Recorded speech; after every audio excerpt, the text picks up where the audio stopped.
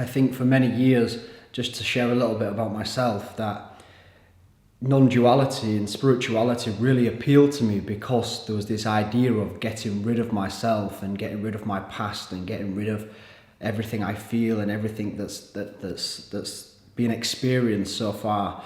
And you know, really that isn't the way. That's never going to happen. It's never ever going to be experienced that you're going to get rid of that one. The more you resist, the more that one will persist. Of course, the age-old saying, what you resist persists, and it's the same with getting rid of yourself.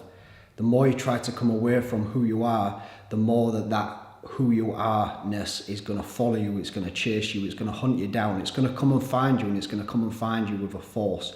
There's going to be a lot of emotion and intensity with this getting rid of ourselves.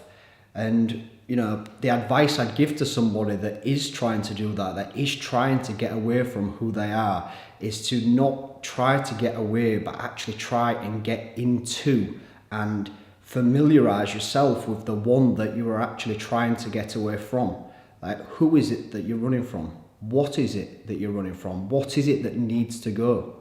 What is not okay here right now? Why is it not okay? Why can it not stay?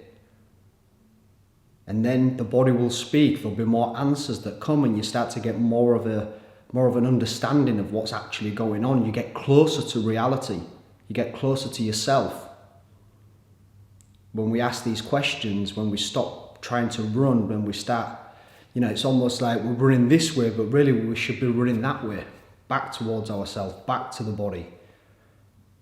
And then when we think we've got something and, you know, we start to run again, it's like, oh, I've had this insight, I've had this opening, I've had this awakening.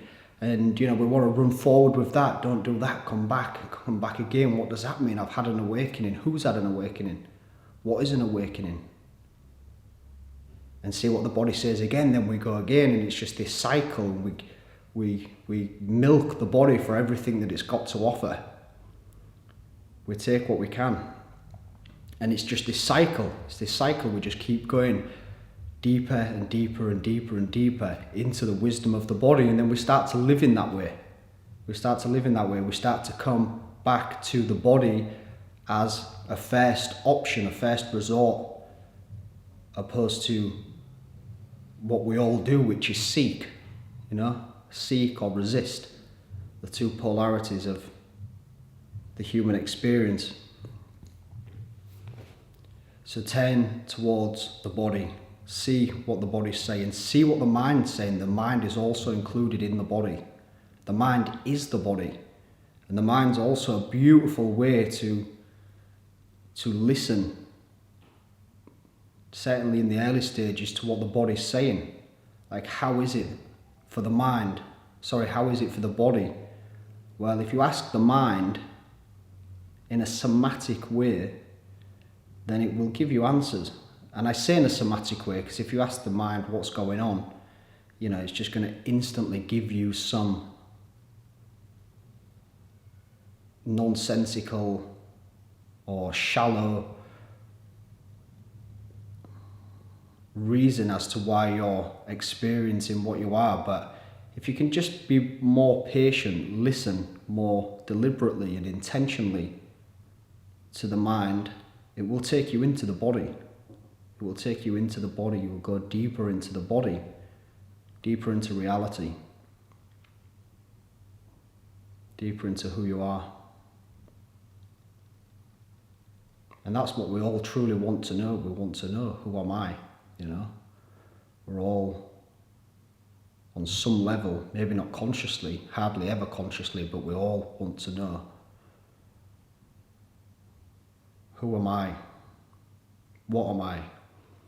Usually it starts with, what's my purpose?